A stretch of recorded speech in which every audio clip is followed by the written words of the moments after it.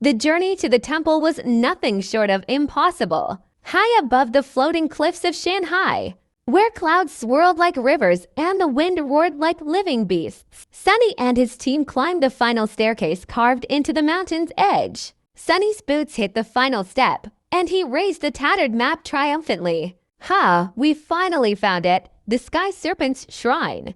The explorer's voice echoed across the mountain pass, mixing with the low rumble of distant thunder. His blue and white outfit fluttered wildly in the gale, but his grin didn't waver.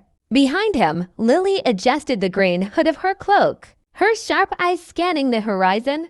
Legends say this temple controls the weather itself, she said. It's not a place to celebrate, Sunny. It's a place to be careful. Max, clad in his red armor, slammed the tip of his sword into the ground with a metallic clang. Careful. Now sounds like a boss arena to me. Ink, the black Shiba Inu with the permanent eyebrow dots, sniffed the air suspiciously. Smells like storm trouble, he muttered, his ears twitching as a faint growl of wind rolled through the valley. The temple loomed before them, blocky pillars of stone rising into the clouds, each engraved with swirling wind runes that pulsed faintly with light. Between the arches, fragments of floating stone drifted like lazy fish in an invisible current. As they stepped forward, the wind shifted. It wasn't the wild gusts of nature, but something rhythmic, alive. Feel that, Sunny whispered. The air's moving like it's breathing. Lily frowned. It's the temple. The wind spirits still guard it. The group moved cautiously through the entrance, torches flickering. Carvings of serpents coiled along the walls, each one staring down with jeweled eyes that seemed almost aware. At the heart of the chamber, something floated above a stone pedestal, a crystal orb, glowing faintly like a heartbeat. Sunny's curiosity sparked instantly. That's it, the core of the shrine. Don't touch anything, Lily said quickly. Sunny smiled innocently. Me, touch things? Never. 5 seconds later, his hand was already reaching for it. The moment Sunny's fingers brushed the orb, lightning exploded across the ceiling. Crack! A blinding flash filled the room as the orb pulsed violently. Runes along the walls ignited, and the entire temple began to tremble. Max drew his sword with a shout. I think you touched the wrong button. Wind roared like a hurricane, scattering loose papers and debris. Lily slammed her staff into the floor, conjuring a faint green barrier to keep the group grounded. Sunny, step away, she shouted.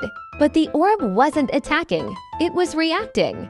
The glow shifted from blue to white, forming cracks that bled radiant light. Whiteflare, the nine-tailed fox, appeared from the shadows, its fur gleaming with celestial fire. Each of its tails sparked, sending ripples of wind across the chamber. You fool, it hissed in a calm, echoing voice. You've broken the seal. Sunny stumbled backward, holding up his hands defensively. Wait, what seal?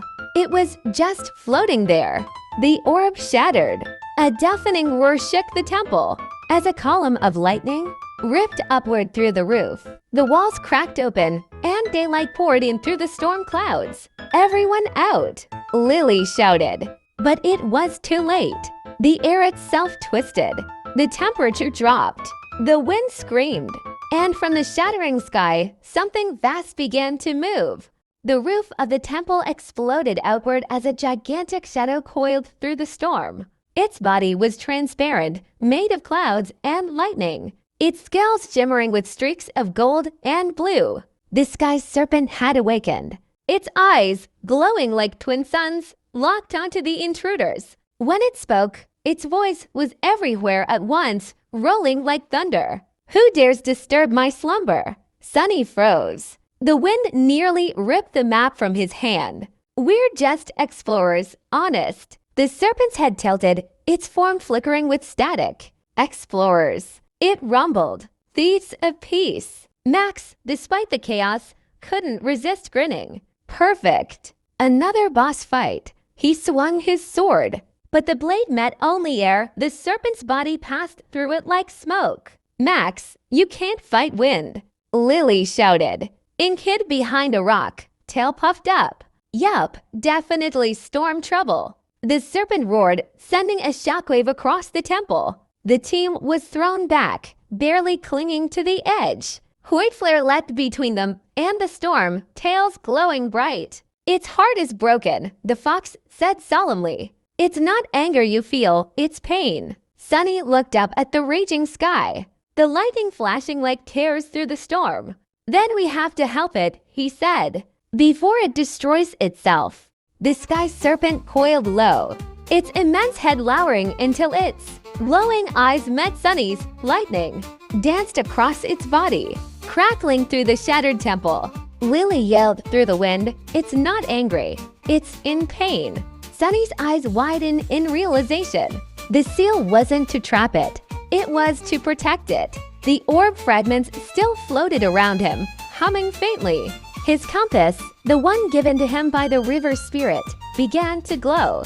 "Sunny, what are you doing?" Max shouted.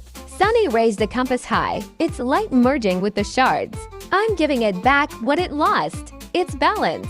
The wind howled, then suddenly shifted, swirling upward around the serpent. The dragon's roars turned softer, almost human.